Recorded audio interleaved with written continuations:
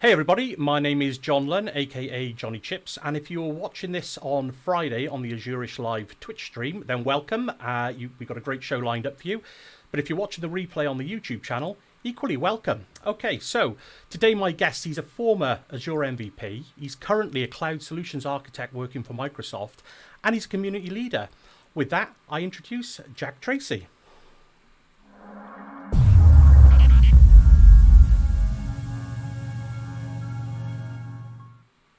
So yeah, hi Jack. Thanks so much for joining me this evening. How are you doing? Yeah, not too bad, John. Thanks for having me on. It's a pleasure to be here. Great. No. Like I said just before we started recording, thanks so much for agreeing to come on and say hello to me and talk about things. So, let's kick things off, Jack. I don't know for our viewers, if you just want to give yourself a little bit of an introduction, let people know what you're currently up to and what you're doing. That would be great. Yeah, absolutely. So yeah. As you mentioned, my name is Jack Tracey. I'm a cloud solutions architect over at Microsoft at the moment. I've been here since April, so I've never been to a Microsoft office. The only time I've actually been to a Microsoft office was for my interview in February 2019 or Wow. 2020. Sorry.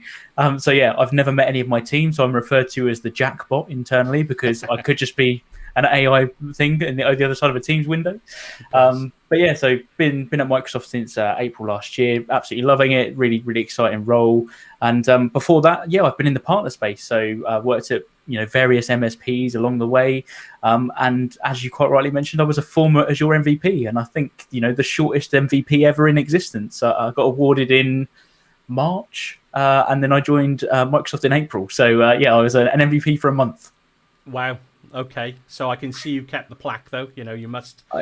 Yeah, it's my badge of honor, right? I put all that effort in. I'm going to put it up on display and definitely show that thing off because yeah, it was a lot of effort and a lot of hard work in the community. I'm sure we'll dig into later.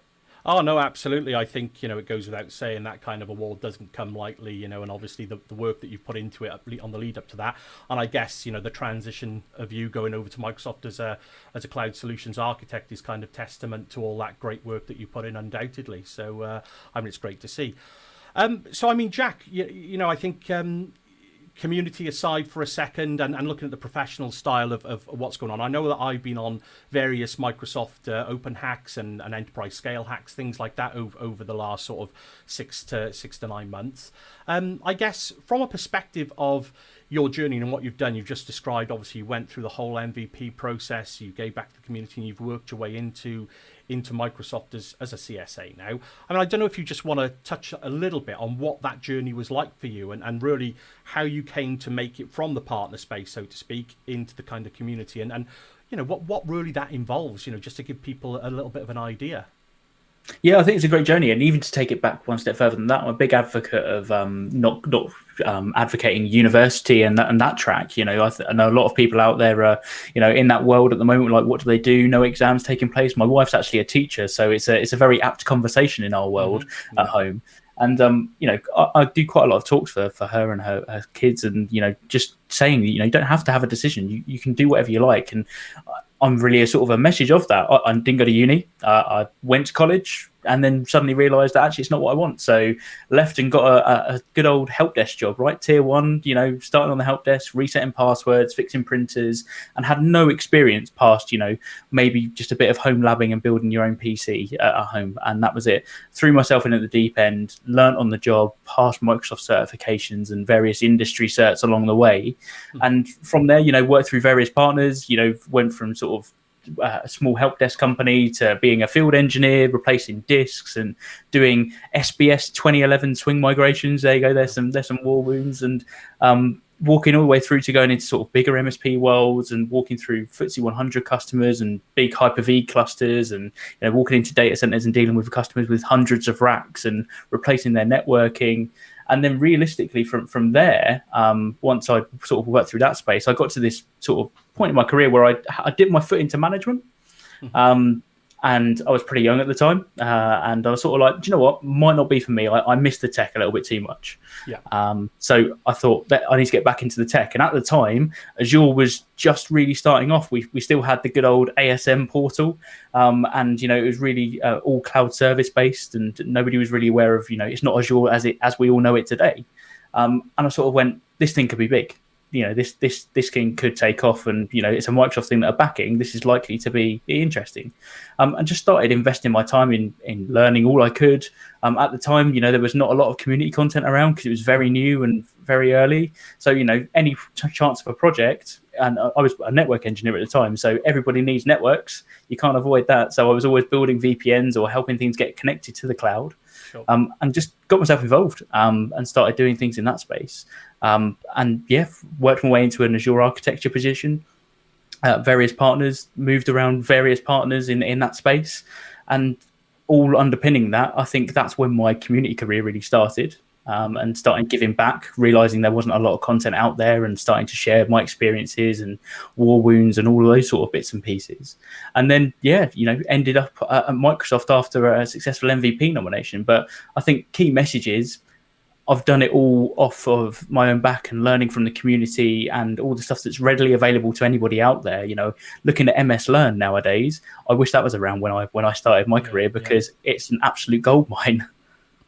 Absolutely, Jack. I think like you've just described there, that's it's a fantastic story, really. Like you say, it's not all about that initial education. It's just about that, in my opinion, just that want to learn more. I think that's key to it all. And starting off in that help desk position and moving your way through the ranks. So I think one of the things that I've been approached with, even now over the last few months, is just people will message me about that kind of whole journey to becoming a cloud solutions architect or a cloud architect.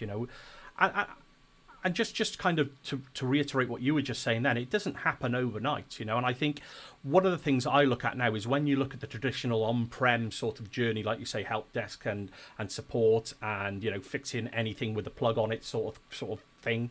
A lot of that now is starting to transition over to the cloud. Do you see any kind of similarities with those roles now? So like a traditional sort of help desk role, how does that transition over to the cloud in your opinion, Jack?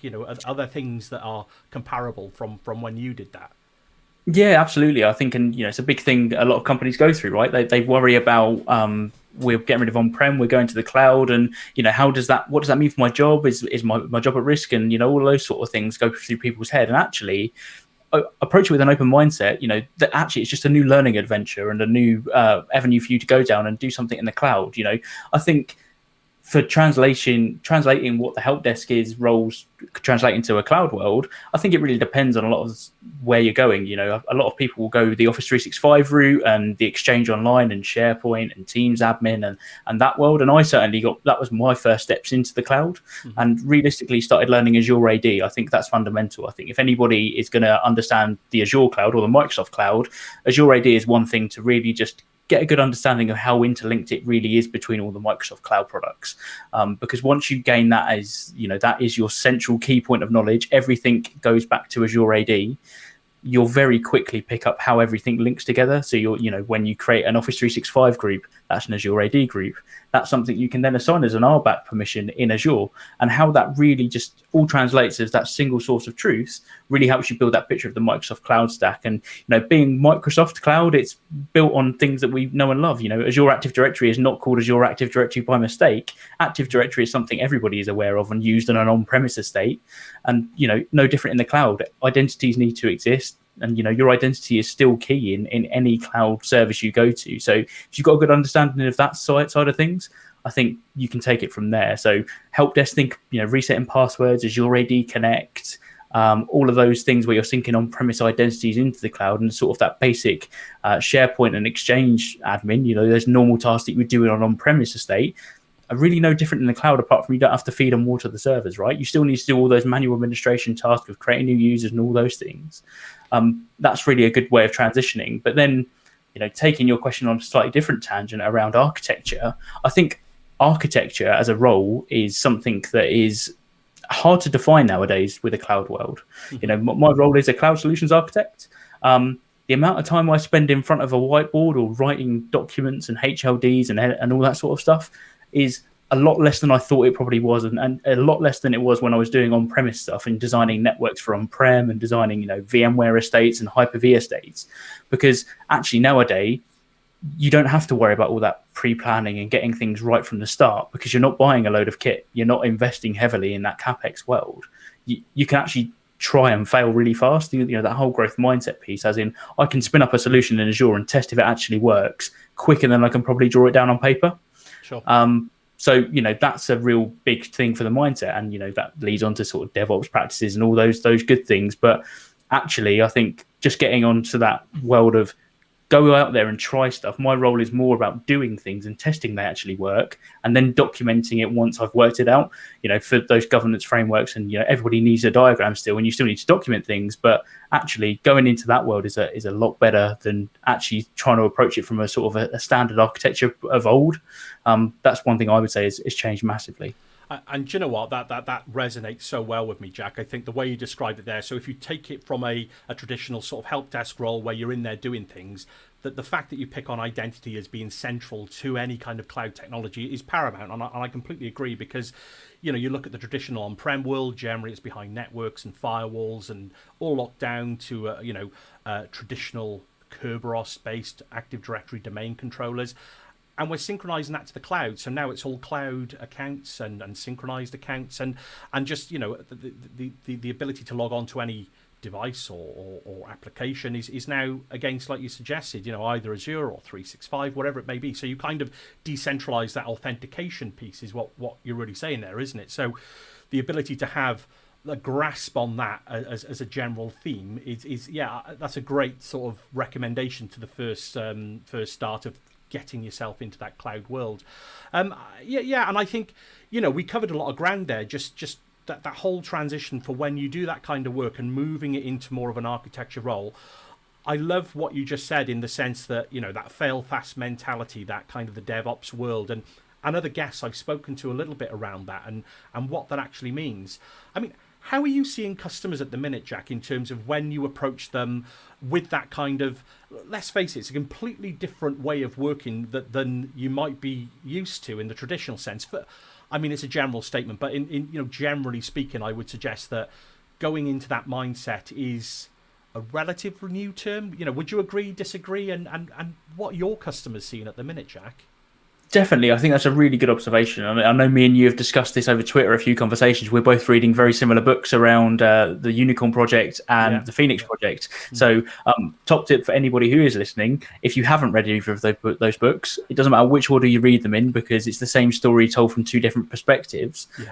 Definitely pick them up and read them, or listen to them via Audible or whatever fashion you want, because that will really open up your mindset to where we're about to take this conversation. But my customers at the moment, I think there's two camps. Definitely, there's still the camps of, to use phrases like the waterfall approach, design everything up front, make sure that we've dotted the I's, crossed the T's, and then we might go and deploy stuff. And they're the customers that you're moving into the cloud, and they're probably doing more lift and shifts, and you're more typical using Azure as another data center. And, they may be for commercial and tactical reasons, or, closing offices, and it's easier to get kit out, and, don't want to renew 2008 licensing, so they just move it to the cloud and give them a chance to optimize and save on costs. And then there's the other camp where they're really embracing that sort of DevOps mindset and, building tribes and treating things as products and services rather than applications and things that IT manage. I think that's the real key mindset shift, is that IT no longer need to be the central point that do everything IT related. And as you phrased it, got a plug on the end of it. Doesn't need to be that way anymore. They should be the cloud custodians, I think is the way that I would term it. So you may have heard the terms of like Cloud Center of Excellences, or CCOEs as it's sometimes called, or governance teams and all of those sort of things. But actually that's what a central IT team really should embrace on, is setting up things like landing zones and using enterprise scale, which I know we want to touch on a little bit later in depth. But those sort of things, getting your management groups and your subscription and your hierarchies and your policies in place to ensure that no matter who wants to consume the cloud from your business, they can do that in a safe, secure manner where nobody's got to, approve and make sure they're doing it in the right way, and almost hand in the responsibility of that ownership of them. As in, if you're going to create a subscription for a HR application, hand that to a HR service owner who's going to build that application and look after it. They're responsible for the cost, they're responsible for the security, and they're responsible for how they deploy and manage what goes in within it. The central IT team can certainly support them and help them and guide them on that journey, but it doesn't have to be they're the only way that they can get this thing deployed. And IT shouldn't become the bottleneck to the cloud. They should become the enablers to the cloud. Yeah, I mean it's really interesting you say that, because I think from my perspective, obviously where I work and the customers I'm dealing with from partner world, if you want to call it that. I mean, I spoke about this a little while back, but it seems that there's still that 50-50 split at the moment, where very much there are customers and businesses out there that have an internal, IT team. They've got a support desk team. Let's face it, it's not necessarily painting by numbers. There are certain things and milestones you kind of have to realize and understand. And this is absolutely, not to sound cliche, but it is very much a journey with getting to that end goal of being completely, like you've suggested there, in terms of the DevOps way of working. There is this whole culture shift. There's upskilling of your internal staff, or recognizing where you don't have specific skills on site. And one of the things I touched on, and I know, we're going to probably branch off now and talk about enterprise scale in a second, but Microsoft have put together the whole cloud adoption framework that I've spoken a couple of times about. And, do you speak with your customers about that, Jack? Because I think it's a great set of resources to kind of help work out or navigate the whole path to how do we onboard to the cloud. Do you see that? Yeah, I think it's a great thing to call out, actually, because, a lot of people may see it as a lot of documentation, and it is, right? If you look at CAF and you start scrolling down the navigation menus on the left, there's an awful lot of documentation there to read. And if you were to read every piece, I think you'd be there a little while. But that's not the intention, right? It's really to understand the steps and the process to go through. And as you say, it's that journey. Where are you on that journey of your cloud adoption?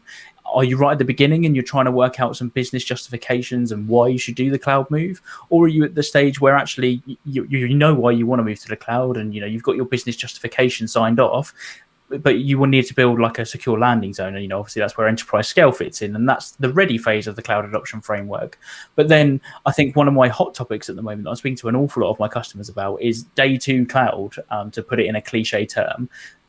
It's fine, we can build our workloads and we can think about the reasons why we want to move to the cloud and get things in the cloud, but how do we actually look after them and operate them and manage them once they're there? How do we stop things like cost getting out of control? How do we stop people worrying about having to patch things or whether things have been patched? All of those help desk and sort of IT team roles that we would do on prem, making sure that things are reporting into WSUS and things are reporting into SCCM and SCOM and monitoring tools. Those things don't go away by moving to the cloud in every service, especially not in more of those IaaS workloads. They're still very much things you have to look after. And they're the things that I see an awful lot of customers need to get right as well before they start on their cloud journey. And the manage and govern stages of the cloud adoption framework go into some great detail, even to how you should structure teams, decentralized models, whether you have different application teams, tribes, all of that sort of stuff, which really isn't about Azure at all. It's just fundamental sort of organizational structures for supporting cloud services. You could apply that to any sort of cloud service. It's not just Azure specific. I spend an awful lot of time with my customers in that cloud adoption framework journey. And to be honest, if a customer hasn't done anything with the cloud, that is my first port of call. And get them to do some of the assessments that are part of that. The CAF baseline's a great cafbaseline.com. Takes you to the cloud adoption framework baseline. And that's something I get a lot of my customers to do, is just to get them to sort of sense check where they think they are and actually get a score at the end to see where they really are. And I get different people across the business to take that journey on, and then sort of compare and get them to all see where they think they are on their cloud journey. And it highlights some pretty important conversations. Yeah, I thought that's that's a great thing to kind of speak about in terms of really that roadmap, because I think from my experience, what I see a lot of customers talking about is that because of the sheer speed that we can kind of as you suggested earlier, that you can fail fast, you can just have a go. Let's just try and spin that up and see what happens. Provided you've got a test subscription or you're using some test plans as your DevOps test plan, something that's free, or a test landing zone or something like that, you can kind of just dip your toes in the water. And I think what I've seen a lot of customers thinking is, because the sheer speed that you can get things stood up doesn't necessarily mean you can skip over all those other bits, because I think maybe we'll move on to it in a second, Jack, but when it comes to that governance and the landing zone, so dipping your toes in the water for the first time, getting that initial migration or whatever it might be into Azure, and upskilling, there's a number of pieces that you shouldn't really skip over, just because you think Yeah, they'll be straightforward enough. It's, we're used to spinning up tin on site, and used to setting up hypervisors and racking servers and things like that. It does translate over in my experience, but it doesn't mean that you can just skip over the simple basics of what you actually need to do and where you should be with your own internal skills. Do you see it similarly? Yeah, I think a lot of customers do try and treat it as a virtual data center, and that is one way you can definitely use the cloud, but you're not really getting the true benefits of cloud. I think to take some typical IaaS workloads, right, some typical VMs that you may move from a VMware estate. If you move that into Azure and just leave it running 24/7, that's great. You may have achieved your business goal and objective, but you're not actually using the benefits of the cloud. Actually, you're probably using the cloud in the most expensive way possible, because you're just leaving things on 24/7, and as we all know, you pay for exactly what you use in the cloud. So a really good thing to be doing there is, I've stopped calling it lift and shift. I've started calling it lift and optimize. Cool. Yeah. And I think that's a really good way of getting your customers to sort of come on board with what you're trying to do. It's not just moving tin. You're going to take advantage of some of the powers of the cloud. And I know that sounds really cliche, but it really is, using some simple things like Azure automation or some logic apps, and start automating things to shut down overnight. 730 hours in a month, roughly. If you took that on a working week, Monday to Friday, 8 till 5, that's only about 220 hours a week. Mm-hmm. So if you're going to only need them for, your servers for 200 odd hours a week, but you're just going to pay for them for 730 hours because you're not going to turn them on and off, that's a massive cost saving. And what you'll generally find is it's actually cheaper than buying reservations, because then your reservations won't apply because they're not going to be on long enough to take advantage of it. So, that there's some simple things to get right from the very early. And that's not massively advanced or complex, right? But it's a really good way of showing more added value from the cloud back to the business, saying, look, it's the same estate, but actually we don't work weekends, so why are we keeping the estate on over the weekend? Yeah, absolutely, and that's a great way of phrasing it. I mean, we probably all heard the phrase lift and shift till, well, certainly for the last few years, it's been the common way that, we lift and shift, and like you say, we just take our service from our traditional data center and plonk it into IaaS within Azure. And I can't agree strongly enough. The way that you phrase it is now a phrase that I'm going to pinch, Jack, to be honest, because it's such a good way of framing it. Because I think, just like you've eloquently put there, just to take the service that you've got running, that you've paid on capital expenditure kit, you've paid for your server, you've paid for your storage and your networking, that's great. When you move to the cloud and you automate some of these things like you suggested, turning VMs on and off, like I've spoken with other people in the past about this. So I come from a traditional operations sort of side of the IT world. So scripting skills, things like that. But day-to-day programming is not something that I've done for a long time.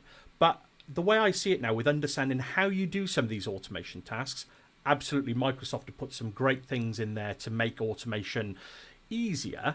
But where do you see that blend of going from kind of like a scripting kind of operations guy that can find their way around PowerShell, can maybe click around a GUI and find the relevant thing that turns that server on and off, but maybe now need to up their game slightly with the scripting or into something else?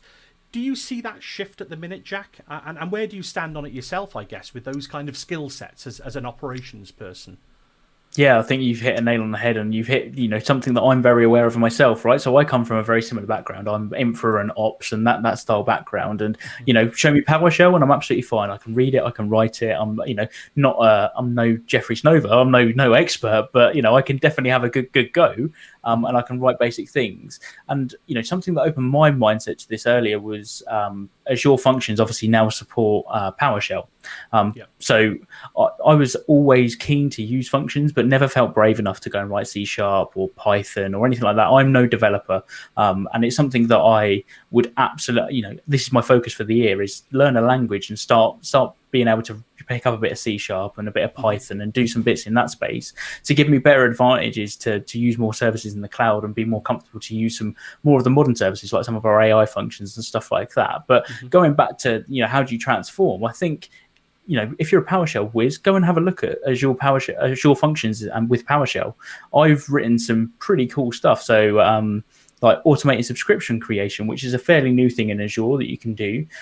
You can do via ARM templates, and if you're comfortable with that, then great. But actually, if you're using Terraform, like a lot of the world is, then there's no real way to handle that at this precise time. So I built an API using PowerShell on Azure Functions to actually automate creating some subscriptions in Azure and spitting back a JSON response, and then I can do what I like with that. But the reason I started looking at functions was because I'm a big fan of logic apps, and I absolutely love the thing because I don't need to know any code. I can just drag and drop blocks together and connectors together. But there are certain things that it couldn't do. Now, obviously, the platform's evolving, and version 2 of the logic apps platform is well on its way with previews available and being able to run that inside of a functions runtime. But that's getting into the weeds of things. But before, you couldn't do things like run PowerShell in line on a logic app, and sometimes you might just need to do a simple thing in convert to JSON, as a simple function of PowerShell, and put that into your logic app sort of steps in your workflow. But you couldn't, so I had to learn how to do take something from a logic app, convert that into a format that I needed, like JSON, and the only way I could do that was using an Azure function. And I just threw myself at it. I really struggle with just trying to learn something from the ground. I think I have to have a tangible use case or something that I'm trying to achieve to learn it. And I think that's what I would say to a lot of people. If you're struggling to just sort of follow guides or follow the documentation or, MS Learn modules, they're all great and they really will help you. But if you're not in that learning mindset of reading it and, following along, go and throw yourself into the deep end. I spoke to one of our application development specialists yesterday, actually internally, and sort of said, I want to learn C#. And he went, why? And I sort of said, I just want to learn a language. And he went, well, my best advice to you is just go and deploy a project and then try and unpick it and try and change certain parts of it, because you'll learn much more about it that way than trying to follow along and, from the ground up, almost go from the top down approach. And I think I'd advocate the same. Go and deploy something, go and break it, go and try and fix it, because you'll learn an awful lot more. But I see a massive shift in the world of people who are infra based, if we call ourselves. I'm apps and infra focused. There is a big shift. I think Git is a key skill that a lot of people need to go and learn. And if you can understand Git, you then sort of break into the worlds of dev, if we call it that, of old. But actually, you'll start seeing the power and start seeing how easy some of this stuff is. And then you'll get the appetite for it. You'll get the Git bug. I think I certainly got it. Started to go, what else can I do with this? And it's really interesting hearing you say that, because, again, a lot of what you're saying is resonating with my own personal journey and what I'm doing and what I'm having to learn at the moment. And I find that quite remarkable, coming from essentially the likes of yourself and me, where we're self-professed info operations kind of guys, and our language has changed into more of a dev speak. We're talking about converting objects using Azure functions into JSON files. Now, look, let's scale this back a little bit, because a lot of what was just said then, I think it's quite easy to forget sometimes if you're starting off on this journey, all these terms and acronyms and things that we can use. Absolutely, in my opinion, makes people shy away from it and think, okay, are we gatekeeping? Are we, trying to be sound as though we know what we're talking about? Which, hopefully we do, Jack. But the point is that all of these things are skills that you kind of need to walk through and walk towards. And I think it's probably fair to say there are a lot of them. There are a lot of different things that you can use, each with its very niche or specific thing, or it might even just be purely down to personal preference. So, I don't know if you're seeing that the same way, Jack, but in terms of when you speak to that customer, they're literally starting off on their cloud journey. Maybe they've got a few IT specialists working for a particular company that have dabbled. Where would your advice be? You just described really well how to get to that kind of end goal and really start using a relatively low-level programming language like C#. Why would an operations person need to go on that journey? What would you kind of answer that? How would you answer that, Jack? Why would an ops guy need to learn C#? But what's in it for them? I think realistically, it's the power to use some of the foundational services of Azure, right? So some of the more PaaS and native services that the cloud's got to offer. always think about it in terms of adding value back to your business. In terms of, we can run VMs forever. You think how long running a VM actually takes out of that operations or infrastructure person's day. There's making sure it's still online. There's making sure it's patched. There's making sure it's got enough disk space. There's making sure the services are all running. All of those things take time. If you can start consuming more PaaS services and those platform services, like let's say Azure Functions, right? Just throwing code at it and it will run that code. It will do what you throw at it. But to get to that stage, you need to be able to write write in a coding language, whether that be PowerShell, Python, C#, whatever you're most comfortable with. C# is obviously or .NET is the Microsoft language, right? So a lot of our things have a lot of documentation around C#, and that's probably one of the reasons I've sort of navigated towards that as a language. PowerShell is actually written underneath is C#, right? There's no hiding that. PowerShell is just C# underneath. It's just another sort of language on top, to hide what's going on underneath. So if you can understand C#, you're almost like peeling back the onion, right? So you've learned PowerShell and you're comfortable with that. All you're doing is taking it to the next level. So when you say convert to JSON, right? It's a simple function.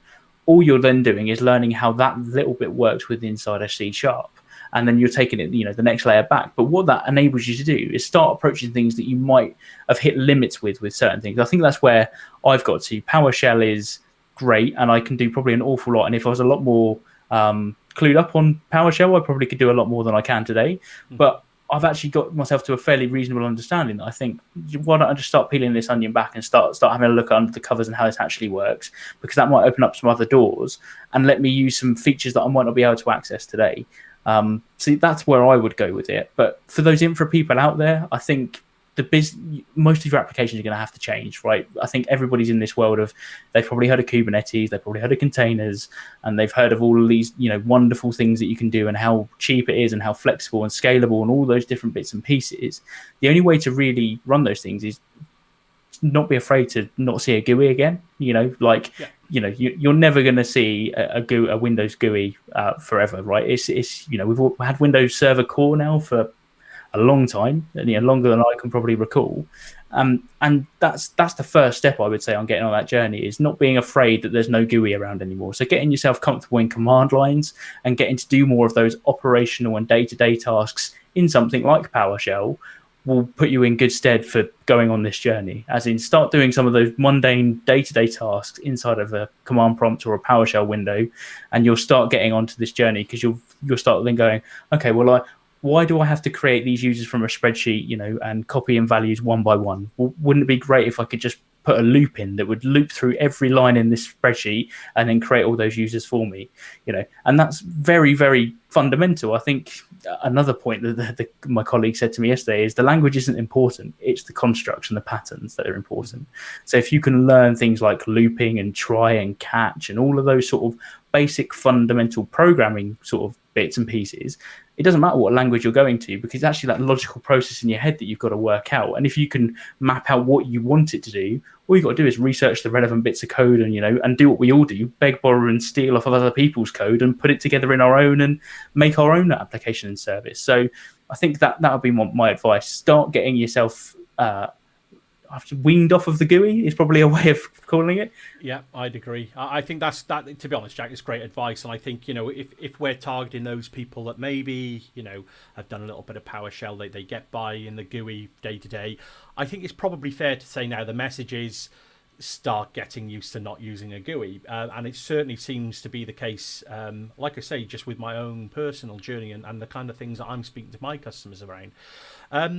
I mean, we're probably slowly edging towards, one of the points we made a note of with, and again, I've spoken about this with a few other people over the last few months, but in terms of the end goal, so spending the time to learn programming concepts, like you said, what variables are, what data types you can hold in a variable, what integers are, what, Boolean values, all of that good stuff, the basics of programming. Completely agree. And that's a really good point that you make there, Jack, in terms of the actual language that you put in place over the top doesn't necessarily matter. I mean, granted, in my experience, yes, certain languages lend themselves to certain ways of programming a little bit easier than others maybe, but generally it doesn't. I think it's probably fair to say, especially as an operations person coming over, if you are a Microsoft house, which, let's face it, the majority of businesses are these days, it doesn't negate the fact that there is still that flavor of Linux out there. And we know very well that Microsoft is very much kind of turned their attention to the open source mentality now. So one of the things I think, if we start bringing up the concepts of infrastructure as code that we'll go into in a second, but Linux plays a heavy part of that as well, doesn't it, Jack? In your experience, have you had to learn Linux? And I suppose one big question for me is, if you were a person that has got a 9-to-5 IT job and is hearing all of this sort of stuff it probably won't be the first time, but certainly has heard about these sort of things going on over the last couple of years and just hasn't had that time to focus. Where do you think their kind of view should be? Should they be speaking with their business and getting them to change their attitude? Should they be doing something in their own time? This whole work lifestyle balance, or this work learning lifestyle balance. How do you see it, and what would your advice be, Jack, with how do they get started, and where should they start after they've done that basics with PowerShell? Where are they going, and for what reason? I think a great way to start, and this is a bit of a mantra I've had for a little while, is asking for forgiveness is easier than asking for permission. Okay. So, don't always do this, and, don't go and migrate your data centers to Azure without asking somebody. I'm pretty sure that's not a good idea unless you're an absolute pro at it and nothing happens and nobody notices.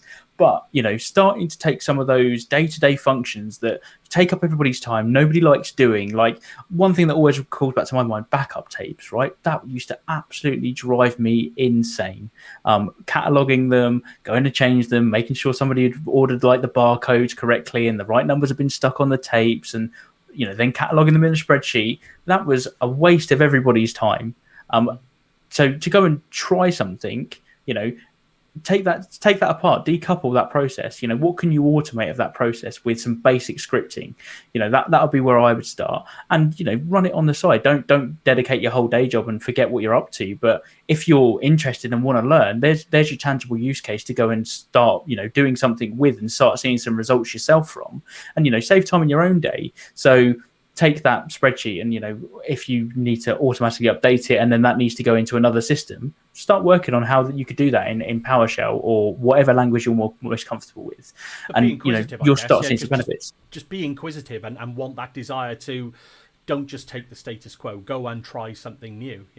Test yourself and learn something new for yourself is probably a good way, I guess. Exactly. And then once you've got past that point of like showing yourself, you've got some war wounds and you've learned some stuff, you've then probably shown the business some value in time saving. And you think about how much that time costs. Now, if you're able to, one really, really good thing to show up the chain to then, promote further use cases and giving you time to do this sort of stuff in your job is, work out what your hourly rate or your cost to the business is on a per hour basis. Because if you can then put that into numbers for somebody to say, me writing this script that took me, I don't know, a day to write, let's say, and get it working, that cost the business £100. We'll use some easy numbers. But actually, that saved us in the long run, 500 hours of somebody's time having to do this manual process that we always had to do. The business, the return on value is astronomical on that, and that's where the business will start then going, okay, well, what else can we do? And then you could take that backup scenario one step further. Well, instead of putting all these tapes and worrying about this and long-term storage and cataloging, why don't we trial something like Azure Backup or something along those lines? And then they've got the confidence in you that you can go and run these sort of mini pilots and POCs to fail fast and learn if they're going to work or not. Most people have got sandbox and dev environments knocking around that they can use to trial these things on. They're the absolute things. Find the business pain points and then try and solve them with solutions that you're interested in, because you've got to be interested. I think, as you say, you've got to be inquisitive about this stuff. You can't just do it because you think that you should. You've got to do it because you want to do it, and that's the way you'll really learn, because you'll get hooked. How many times do you get stuck at night, John, like sort of going, I'll just be 5 more minutes on this thing because I'm really, really interested in doing it, and then the wife comes in and goes, you said that 5 hours ago, it's time to stop for the day. Yeah, and do you know what? That's been something, especially personally, kind of had to juggle, because like a lot of us in our generation of our age, whether you're male or female, we've got family, we've got other things outside of work, and one of the key things I've kind of spoken with customers about is trying to find that balance with, and I think it was actually a statement that Satya Nadella may have even said. I thought it resonated again.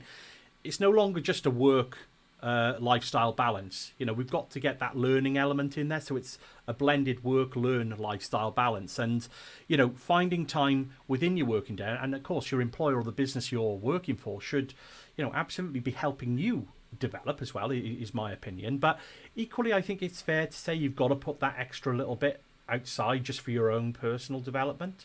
So I mean everything you said, I can't agree more with, Jack. I think we've looked at that person that is really just starting out with their skills.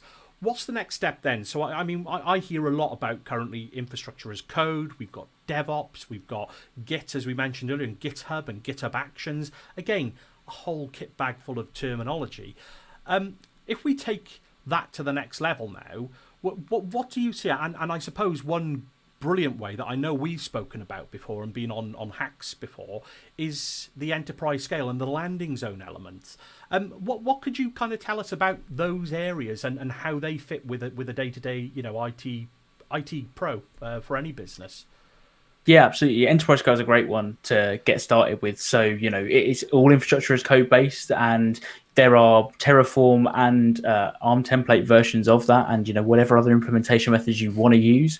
But fundamentally, it's about breaking the mindset from being that imperative style of scripting. So PowerShell and all those other sort of scripting languages are very imperative. And what I mean by imperative is it does things in order, right? So it does line 1, then line 2, line 3, line 4, and it will just go through. But what an ARM template or Terraform or some of those other infrastructure as code tools actually move towards is more of a declarative approach, which means actually just say what you want at the end of this, right? So I want 4 management groups, a subscription, and a couple of VMs deployed in that subscription. You're not telling it the steps on how to get there. You're just saying what you want at the end of it, and you actually then hand that over to the tool set to work out how it gets there. And that's a big shift in mindset, because a lot of people are comfortable with PowerShell. You show them an ARM template and you're like, well, what are all these curly brackets, what are all these speech marks, and why are all these colons in places, and why does it break if I don't have that comma?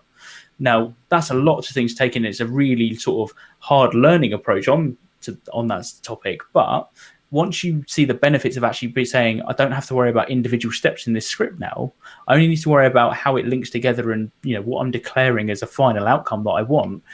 That's a big time saver, and it increases repeatability a huge amount. So I think to get started on those journeys, there's some great tool sets on Microsoft Learn. The documentation is fantastic, especially for ARM templates now. I know there's a lot of work gone in by the product team on that to, the getting started with ARM templates. There's some great quick starts on there now. There's loads of pre-built templates in the GitHub repo that you can take and click deploy to Azure and deploy them through the portal. But Microsoft Learn will be my definite place to go. And that really fits into the enterprise scale message, because enterprise scale is one of its fundamental principles is Azure native, right? So it's using the Azure native toolset. So everything that you can do in enterprise scale can be deployed via an ARM template. So everything you see in the architectures, you can deploy via ARM. And there's a learning module in Microsoft Learn all about how enterprise scale works and its principles and why you should do it and why you should use it and how it helps your business scale. But actually, once you get under the covers and you want to start customizing bits of that infrastructure, as you well know from the hacks, John, then you need to be comfortable with handling an ARM template or at least a JSON as a data construct. And again, that's sort of taking it back to an earlier thing that we discussed in terms of it doesn't really matter what the language is. If you can understand JSON and its construct and, where commas should be and where colons should be and where you should use speech marks and what the difference between a string and an array looks like between the bracket types, they all sound really complex things. But that took me probably a good, couple of years of just on and off, picking it up for a couple of weeks, then not touching it for a couple of months, then going back. And slowly my understanding got there around actually, I now understand, I think ARM templates gave me the capabilities to start tackling Azure functions and start building APIs via PowerShell, because I actually understood what JSON was doing and how easy it was to use and the different sort of string and array types and object types. that then unlocks my experience on any other language. So I now look at Terraform, and I don't see it as Terraform. I just see it as a sort of a trimmed down version of JSON. Obviously, it's written in HashiCorp configuration language. It can be defined as JSON if you wanted to. But actually, I just look at it as data construct types. Is it a string it's expecting? Is it an array it's expecting? Is it an object that it's expecting? And actually, the language is fairly irrelevant. The documentation is always really good for these languages in terms of how you should interpret it and how you should treat those objects. So if you can learn some of those fundamentals, you'll unlock anything that you really want to go and tackle in any of those infrastructure as code languages. Yeah, and that's a great way of framing it. And again, it's I guess, some of the conversations I have are around these kind of things. Look, if we want to learn kind of an infrastructure as code language, we've got a choice from so many different platforms. And I think, from my experience, there isn't necessarily a right and a wrong answer. It's all down to, what you want to be doing. But, I mean, to pick you up on one key thing that you said then, Jack, in terms of that repeatability, so that ability to define what you actually need to do. And if you've got one of those processes or deployments or whatever it may be that you have to do time and time and time again, then why would you go through a GUI, albeit that, okay, a GUI is nice and intuitive to find your way around. But I think what you're saying there, Jack, is for that time just dipping into learning how ARM templates are defined and what their structure looks like, or maybe even learning another language like Terraform, in terms of just spending that time and learning those things will probably unlock your ability to realize where they fit within your own business. Would you agree with that, Jack? Absolutely, and I think you've touched on a really good point, though. I'd love to cover off there. Like you said, like deploying through the GUI and repeating on things. ARM templates is great for this because, as some of you may know, that if you deploy something through the portal in Azure, there's always an option when you hit review and create. There's always an option on the left-hand side that says template, or you can click on any resource and say export template, and it will actually spit out an ARM template that will deploy that resource that you've deployed in whatever fashion. So whether you deployed it via the portal or via PowerShell or via Terraform or whatever other method, you can always find that resource in the Azure portal and click on the export template, and it will spit out the ARM template that will deploy that resource with or without parameters specified. So that's a great way of learning, and a lot of my get my customers to do that on their first journey. Is there's nothing to be ashamed of doing things through the portal for the first few times, right? There is no shame in that at all, and I think that's really key to call out. Don't be put off by consuming the cloud because you can't use infrastructure as code, or you can't code, or you can't use PowerShell. The portal's there for a reason. And, hands up, I use the portal probably 80% of my day because it's easier. It's easy to show customers. It's good to demo with. And also, sometimes I haven't got the time to spend doing coding bits and worrying about have I missed a comma somewhere. I just need to deploy something really quickly to test something. But actually, if your customers do that, or yourselves go and do that and do things through the portal, you can always then export that, and then when you've got a bit of time, look and understand what it's actually doing and start picking bits apart. So you can go, okay, so I deployed that VM, but that VM's actually 4 or 5 different objects. There's a disk, there's a NIC, there's a compute object, there's a VNet that it might live in, there's a subnet it might live in. And once you start seeing the breakdown of all these components, you then can just say, well, actually, if I want 2 of those, I can just copy all of that between those brackets, copy, paste, change some values in here, and then try and redeploy it via the portal. You don't have to deploy things from PowerShell. If you've got written your own custom ARM template, you can just go into the portal, click deploy, create a new resource, and type template, and you can just upload it there, copy and paste your template straight in, and it will deploy wherever you wanted to from there. But that's a really good way of getting started and understanding sort of infrastructure as code. And don't be afraid to delete things and recreate them. That's what the cloud's there for, right? So go and create something, go and tear it down, then try and create 2 of them from the same ARM template and start getting into some loops and stuff like that. Start going through those sort of tasks, and don't be afraid to sort of try again. You're going to hit issues. Understanding an error message, I would say, is an unhidden talent as well. Something you need to be able to read raw error messages and start picking them apart. So if you're one of those people who loves going through Event Viewer and trying to find stuff, you'll love clouds, because getting an API response is sometimes very helpful and sometimes not, and picking that apart is an absolute skill. So troubleshooting is key. Yeah, and I think that's really good advice there, Jack, in terms that, look, if you are used to going into the portal and deploying some stuff and you've done some testing, just that ability to extract that ARM template so you can literally open it up in your IDE or editor of choice. And I guess that's when we kind of transition into those other kind of useful toolings or tools like, what is your editor? What is your terminal? What do you currently use? And look, these are all things that, hang on a second, I'm not a developer. I've never had to make those decisions before.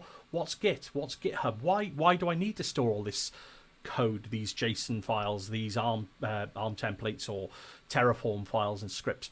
Why do I need to know all of this? So I mean, just to pick you up on something you mentioned earlier on, because we brought up the fact around Git and kind of, if you've done this work, storing it in a Git repository and making that available to all is another good thing to do, maybe, for a business. Would you agree? Absolutely. Yeah. I mean, I don't know if you want to give us just your bit. I mean, this so far, Jack, I'm loving this conversation, how it's going. But I mean, in terms of why a business would want to invest in their employees, or as an individual you want to invest in your skill and upskilling in these technologies that maybe you see as a bit more dev orientated, what is in it with Git? Why would we want to store this code in a Git repository? What benefits does that give us? Great question, and not to do a shameless plug, but I feel like this is the opportunity to do this. So part of my podcast that we started during lockdown, obviously I run the Sussex Azure user group, just like yourself, running the Welsh Azure user group with my co-host Ryan, who I'm lucky enough to work with at Microsoft.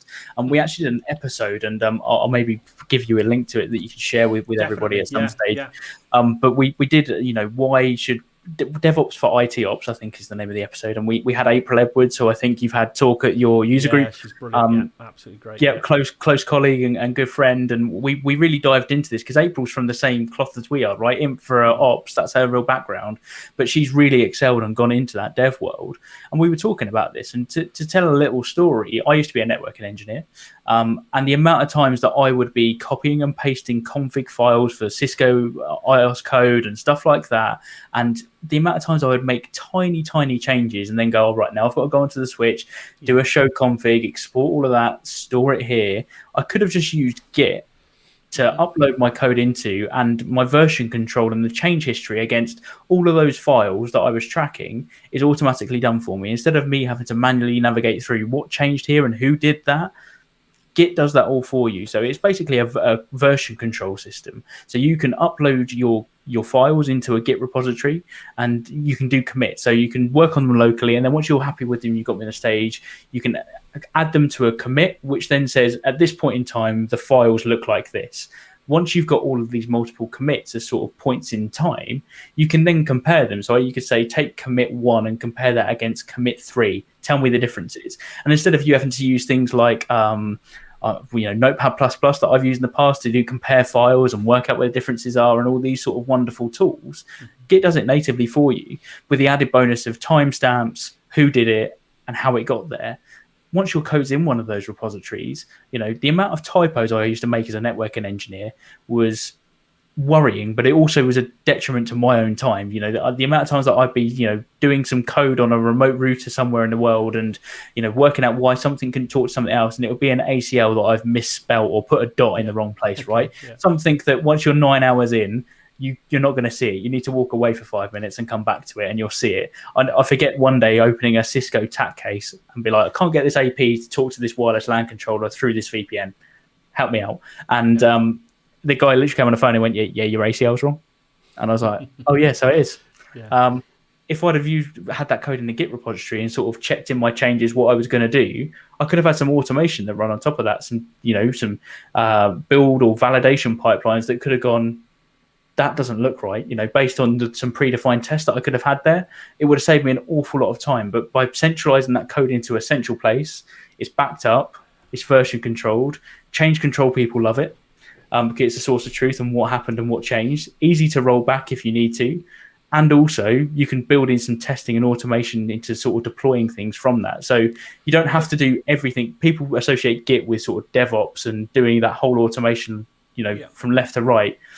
Start using it for just checking in some of your code and getting used to that whole Git add, Git commit, Git push, Git pull process as an IT ops person. How many times as you as an infra person, John, have you written a PowerShell script and then added like V1 or V2 to the end of it, but then needs to change it and then needs to change it, and then you've gone into like the V2 and you actually haven't added V3 to the end of it. You just click save. Yeah. And then so V2 is actually V2.1. using Git will get you out of that habit, and you'll start seeing the benefits. And that's a great bit of advice again, because I think that's one of the things that I quickly learned in terms of, right, okay, VS Code is a great free download in terms of, you can download all these plugins that give you that kind of IntelliSense and kind of help you write some of this code if you're kind of trying to do it for new. But equally, you can include things like Git and GitHub sort of bolt-ons and add-ins that, you can learn the Git commands, but if you kind of want to ease yourself in gently, you can kind of have guided ways of, doing a Git commit and typing your message and committing that code into the repository. And I guess, hang on a second, Jack, we've started again. We started to sound like devs, haven't we? The kind of language we're using and the fact that we're dealing in code on a daily basis. When is this devlog going to actually start learning stuff then, or is it just all on us now? I joke, of course, but I mean, to me, that's one of the big kind of stark changes that coming into this world and looking at Git and, like you just said, checking in your code and using that as a tool to help with stuff that you may actually be doing today, but just saving it as in Notepad or PS1 files on your desktop in some SharePoint site probably, or Teams site. You probably got them lying around, or OneNote, so I can scan my OneNote for PowerShell code and I got tons of the stuff in there. So just using Git and maybe even getting a GitHub repository set up, or a couple of repositories. One of the things that I found as well is once you've got your head around that whole Git thing, what it's all about, you then slowly realize that, hang on a second, there are thousands of people globally that have all got these Git repos, and a lot of them have got them all as public repositories. So, and a lot of those guys, if you just do a bit of a search in GitHub, have got some really good stuff in there that they don't mind you taking a copy of. And, I think I spoke with this a couple of weeks ago with Liam Gulliver, was in terms of, actually making use of this code. How do we make use of it and consume this code? There is, up until probably 6-7 years ago, I think the primary source of knowledge for me personally was Channel 9 videos, reruns of Ignite or Tech Ed sessions. But hang on a second, now GitHub has kind of revolutionized that quite a lot, in terms that everybody's got YouTube, everybody's got GitHub repos, and there's some brilliant stuff in there that can help you do those mundane tasks and start breaking into the cloud. Do you see it that way as well? Oh, absolutely. Like, if I get stuck on I'm writing some complex ARM templates, or I'm writing some nasty Terraform, and I come across a real big issue, I actually go into GitHub, go into the top left-hand corner and go into the search function and look for what I'm looking for. Somebody's probably already done what I'm trying to do. And if I can look at that, and as you say, if they've left the repo as public and, or intentionally left it as public, there's nothing wrong with me going to look at that code and obviously checking the license and checking that you can copy the code and make sure you're compliant with that. But most things are open source these days on GitHub, and people are, very aware of what they're doing. Absolutely. I use that as a sort of a pre-canned list of templates that I can go and search and use if I need to. Even if it gives me 50% of the answer, it unlocks me for that next piece, and I can go and focus on the other bit that I need to go and solve. So I think learning to search GitHub, just use the top left and hit search and type in what you're after, is a great tip.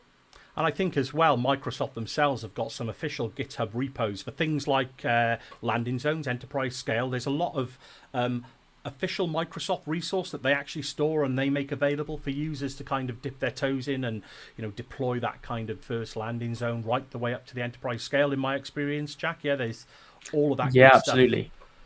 There's loads of repos out there. Just sorry to cut in on you, John, there, but there's loads of repos out there from Microsoft, and I think taking it away from sort of the landing zone world, you got Sentinel and Azure Monitor and KQL, and is another language in itself that one that I'm yet to really master. I understand some basic concepts, but there's repos for all of those now officially from Microsoft. So if you go to github.com/Azure, there's tons and tons of repos with examples, code that you can reuse, tools, all out there that we want you to use. The Azure Sentinel one is one that I send to my customers that I'm doing Azure Sentinel projects with. Every time I speak to them, they're like, oh, there's no pre-built workbook for this. Have you checked the repo? There's no pre-built connector for this. Have you checked the repo? It literally must get fed up of me saying it. But there's always good stuff on there, updated. And the best thing about those open source repos, anybody can contribute to them. So me or you, John, can open up a pull request. We might write a new Sentinel query that's really, really useful to find a new threat. We could create a pull request, upload that to the upload it to our repo, create a pull request, and try and pull that into the Azure public documentation. Obviously, it won't go straight in. There'll be some processes that we'll need to check that that's valid and it's useful and it's not harmful in any way. But once that's there, we can absolutely just upload that straight into the repo, and everybody else gets to benefit from it straight away. And that's the one thing I love. It's like the Azure documentation, right? One thing, that's a really good way of learning Git as well. Yeah. If you want to learn Git, start editing the Azure documentation. If you're on an Azure Docs page, look in the top right hand corner, hit edit. That will take you to GitHub, and you'll start getting a GUI driven version of doing these Git processes about editing the docs, and you'll start to get a feel for it. And then you go, actually, what happens if I want to do this on VS Code and I want to do this on my own repo and do it a bit more manually? And it's a good way of, again, peeling back that onion. Do it an easy way first, and then start peeling it back and start understanding how it all works to then gain your own and advance your own knowledge. I mean, that's a great point as well, Jack. I was going to mention that in terms of Microsoft Docs is all effectively open source, well, to the extent that you can contribute to it. And I guess, I'm forever picking up typos and just literally changing one word here and there, or changing a version number because it's wrong. You do that and you get to know the inner workings. That's how Microsoft Docs works, and it kind of helps you towards understanding pull requests and what you need to do with a branch. What's a branch? Why do I need to put a new branch? All of those kind of concepts. You just do it on a daily basis. And look, I don't know if you play the same game, Jack, but with a GitHub, you can see if you can get those green dots on your chart. See if you can get as many. Absolutely. That's gamification at its finest, if you ask me. Have you tried spelling words or drawing pictures yet? Do you know, I've not got to that extreme, but now you've said it, I think I think that's probably a couple of blog posts further down the line. Just to touch on that last Git point as well, if anybody's not checked out Scott Hanselman's stuff that they didn't teach me at school, there's some great episodes on Git. There's 2 episodes that I think are very early episodes of the playlist. That one's like Git 101, where he just does some basic Notepad stuff and uses Git with VS Code, and then the next one goes into some pull requests. Honestly, it's the stuff I send to my customers because it's so easy to digest and so relatable that you don't need to be in any. It doesn't matter what world you're from, whether you're from networks, from development, from infra. Everybody can understand what he's taking you through, and it's superb. So go and check that out. If you're going, this Git sounds cool, but I'm still not sure where to start, go and watch those videos on YouTube because they're awesome. I mean, Jack, we've spoken about such a breadth of things now, but I mean, just to scale back the last couple of things, we've talked about so many different technologies. We've talked about programming languages. We talked about Git, Terraform, ARM templates, infrastructure as code. Just to roll it all back, just pick one or two. If you've really not dipped your toe in the water yet, I mean, the point about Scott Hanselman, I think he's got to be the go-to guy, isn't he, for these kind of things? It's, I mean, he's on TikTok now as well. I don't know if you're following him on TikTok, but my wife found him on TikTok and was like, "What are you doing? Like, I can see your work stuff now on my TikTok feed." It's brilliant. I think it's and Scott has got a great blog. He's got a great YouTube channel. He does so much, to kind of help people understand some of these complex terms. I mean, before we finish up, I'd like, I don't know, is there any other areas you want to quickly touch on, Jack? I mean, I know, God, we've covered a massive amount of ground. I think there's one key area that me and you both, big advocates for, and it's community, right? Reach out to people. People are so willing to help, and I think that's one of the things that you'll never really understand until you try. So, yes, I run the Sussex Azure user group. Definitely go and check that out. There's some good content on there, and more to come this year with more videos around how to get into development. And we've got somebody helping us to learn C# and going through that on a step-by-step basis. So definitely check that out. That's going to be cool to watch. Some of our podcasts are great to see around that, but also, the community is great. People don't just do this because they want to be seen. People do this because they want to share their learnings and want everybody to learn from that. The only reason I started my blog and starting doing all that stuff was I'm finding things that are interesting to me and I want to share with the community so that somebody else doesn't have to, bang their head against a brick wall for 3 or 4 hours, working out the same thing that I've worked out and they could have just found. So I think definitely utilize it. And, don't be afraid to reach out to people in the community. People DM me quite often on Twitter, even if we're not direct followers, but I'll always come back to you. I'll always reply if I've got time. And it's never because, I'm ignoring people. It's just, we all have busy day jobs. But I think that goes for everybody in the Azure family or the cloud family sort of hashtags. We're all really willing to just get involved and help people out. So don't be afraid to reach out. I've certainly used the community. I got stuck on an ARM template issue once, and I reached out to somebody in the community I know.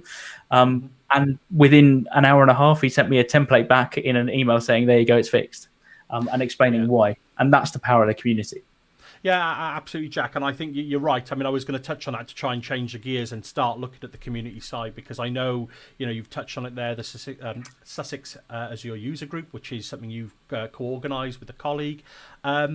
Yeah, I mean, do you want to give us a quick couple of minutes as to what's involved from your perspective in terms of setting up a user group? And, you've already said why you do these things, but to those people that maybe, aren't on Twitter, maybe don't use LinkedIn, the social platforms, why is it beneficial to those people to kind of look to the community? I mean, before you answer, just to add from my own personal sort of point of view, for years, I kind of saw that there was this thing, and people used to, I got a sticker on my laptop saying community rocks. And I put that on before I personally did anything in community. And I just like the look of the sticker. But now I've kind of dipped into this community, and it really does sound cliched if you're one of those people that hasn't really dipped into the community. But I found that the power of community genuinely is something that you don't, I can't sort of emphasize it enough until you actually turn and focus and give a little bit back, get involved. You don't truly understand. Do you see it, for your desire to set up the Sussex as your user group? Again, we'll put all the links to your group, below, so people can go and subscribe, and follow you guys. Because I know, I've seen some of your podcasts, listened to some of your podcasts, I should say, but I've obviously seen some of those, and you're doing some really good content out there. And I think it's probably fair to say a lot of people are, if you focus on community. But I think personally, when I look internally to where I work, there is still quite a lot of people, a lot of colleagues that, look, they don't have the time, they've got family, they've got commitments. What would your message be to those guys, Jack? I think if you're interested in the cloud space, Twitter is the place to be. The amount of, I actually use Twitter as more of a work tool than a social tool now, which is interesting. Or, work is a loose term. I enjoy what I do, right? So I don't really class this as a day job. I enjoy what I do, and it feels like every day is a dream day. You're not having to do something I hate every day. So that's one bonus. But Twitter is absolutely the place to be. A lot of my customers ask, how do you stay up to date with what's going on? And my honest answer is the Azure blog's great, and the Azure Updates blog is great for the Azure space. But actually, I probably find out 95% of stuff that's going on from Twitter, because there's so many people from the program groups and the products specifically on Twitter posting about their latest and greatest. There's people like yourself, John, who are posting some great content. Your 100 Days of Cloud, I was hooked to after about day 50. Yeah. I followed religiously, and then, it was inspiring me to go and investigate some other areas and learn more about some other bits and pieces. And there's so many people doing that same journey. You've got Gregor and Richard doing the AKS Zero to Hero. Right, I'm absolutely watching that at the moment. The Azure festive calendar that went on this year, I was absolute shame I couldn't take part this year, but I took part the year before. Great events. I think Dwayne Natick runs the Azure Back to School. We've got Joe and Tom who run the Azure Spring Clean. Right, there's so many great community events that are good platforms just to get yourself out there. It's like taking an exam, I would say, is a good analogy of this. Until you book the exam, you're never gonna go and take it. As soon as you've booked it, you'll go and revise and put in the effort to make sure you pass that exam. Community is exactly the same. Go and sign up for a Twitter account. Follow some of the Azure evangelist lists or the Azure family and cloud family hashtags if that's the space you're interested in. And the amount of stuff that you'll start seeing, the amount of time that we all spend on social media is astronomical anyway. Yeah. If you're going to spend it wisely, because I actually class it as learning. I may sit there on my phone at the evening watching Netflix with the wife and chilling out, but actually I'm still consuming stuff, and I'll see something and I go, oh, that's interesting. I'll put that on my reading list. Hang on. And you don't get that dig in the side? Oh, yeah, absolutely getting the dig in the side. She's like, what are you doing on the phone? Like, what are you doing? I'm like, oh, I'm on Twitter. Yeah, on my Twitter. She's like, you're working, aren't you? I was like, yeah, I'm looking at stuff for work. So, but I enjoy it, and that's fine. But it's a good way of consuming stuff. How often do you pick up your phone and look at something that's absolute nonsense? If you can scroll down on a Twitter and you're following an Azure evangelist list, or subscribing to a few people in sort of the key product spaces you're interested in, you'll pick up so much so quickly, and you'll hear about things that are happening. You'll get the real sort of feel of the pulse of what's going on in that product. Yeah. And then, you're exposed to that community. And I would say taking it to the next step, go and register, take part in these events. What you're doing here, John, and inviting me on for this, anybody's welcome, right? Everybody, if they've got a message to send and they want to talk, everybody's willing to get people involved. So go and commit to an event. Like, there's loads out there. There's loads of free ones, as I've just mentioned. Go and put yourself forward and put yourself in, see if they select you in your talk. And then that gives you that opportunity to start growing your network and start reaching out to more people, and also giving you the confidence to sort of trust the community. And, I cannot stress enough that it's the most friendly bunch that I've ever come across. Gregor, I've actually met Gregor, was working down near me one day. When back in pre-COVID times, he was down from Scotland working near where I live. We went out for dinner and just caught up and chatted. That would have never happened, but if we'd never spoken on Twitter. They're the sort of things that you just need to take advantage of, because as we've all noticed, this world is changing. We've got to say yes to more things and got to get on board and try some new stuff, because we all miss it when we can't do those things in person. Now, Jack, I think you succinctly put that quite well there. I mean, in terms of what you get out of community, I think one of the things that kind of held me back, I suppose, to a certain extent, is just that whole kind of feeling that, oh, do I want to write a blog post? I've not written blog posts for a long time, or I haven't done anything at all. I mean, just jump in, yeah? Just 2 feet straight in, whatever's on your mind, get it out there, and people aren't going to judge you. No doubt there might be the odd 1 or 2 negative Nancys out there, but you've always got a block button for those guys, yeah? It's exactly. It's as simple as that. But yeah, I can't sort of agree with you more. Even the short journey that I've had to date, you've mentioned a few names there, Greg or Richard, and Christ, if I tried to name all the people I've spoken to, but there is just such a huge amount of support. Even if you just want to consume, like you say, follow those Twitter lists. You don't necessarily have to make yourself known. Just follow those people if it's just for a learning thing. But yeah, I think you get a lot out of it, don't you, if you put a little bit back and you form those relationships with those people. Absolutely. Starting your own user group as well. If you want to do it and you've been thinking about it, go for it. What's the worst that can happen? We run ours on Teams. Most people have got access to Teams nowadays. To start an event and start hosting things. There's loads of free platforms out there that will help you advertise, and Twitter's a great tool for that as well. It's a great thing just to try. And if it works, great. And you build a community and you build your own little family. And hopefully, when times are back to a bit more of a normal, you'll be able to meet up in person and run these events in person. But until then, there's no limit to attending any user group event, no matter where you are in the world. And that was one of the things that we noticed when we turned online. People were joining from different countries, that people who had never been able to join our user group. So, it's a great time to be trialing some of these things out. And there's lots of content out there. So don't be put off if you don't get, a lot of viewers or a lot of attendees to these things initially. They take time. I remember the first user group that me and Ryan ran, we were absolutely bricking it to make sure that people were going to turn up in person to this event. And, we got sort of 20, 30 people for the first one, and then you might have like 10 or 15 for the next one. And it does fluctuate, but stick with it because it's worth it, because you end up building a really great community and lots of friends. And it's interesting you say, again, in the virtual world, there's a lot more skills to learn. Let's face it, I'm staring at a camera at the minute. I've never had to really do that, apart from the odd Teams meeting maybe in work where I'm presenting to a few people.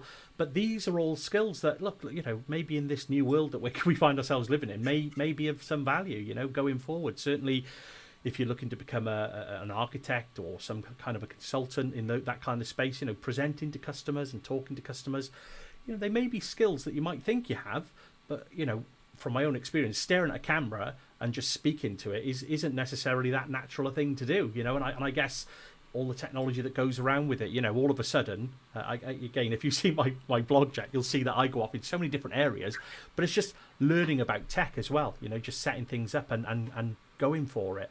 I find it such a fulfilling thing to do now, it's just such an interesting, diverse thing to kind of happen. And I mean, even speaking from my experience with the Welsh Azure user group, you're exactly right. You don't know how people are going to perceive it. You don't really know what people want to see, but just get something out there. Yeah, just get going with it, and people will hook into it eventually. It might take a little bit of time. I mean, how can we reach the Sussex Azure user group, Jack? Are you on Twitter? Have you got YouTube? Yeah, we're everywhere. So, you can hit us up at sussexazure.uk, and on there you'll find links to everywhere else that you need to go.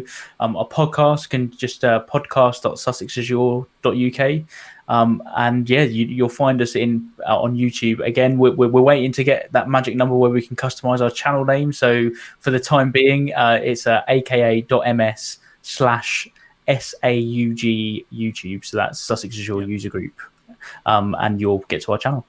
Well, Jack, you're going to have to send me through a list of all of these links, and I'll make sure that I include them in there. But I mean, Jack, it's been absolutely brilliant having you on this evening. Thanks so much for coming on and sharing your thoughts and opinions. On that note, Jack, I'll just thank you once again. Thanks so much for coming on. Thanks for having me. No, not at all. Anytime, and no doubt we will be crossing paths again at some open hack in the not too distant future. Hopefully so. Thanks a lot, Jack. See you soon. Cheers.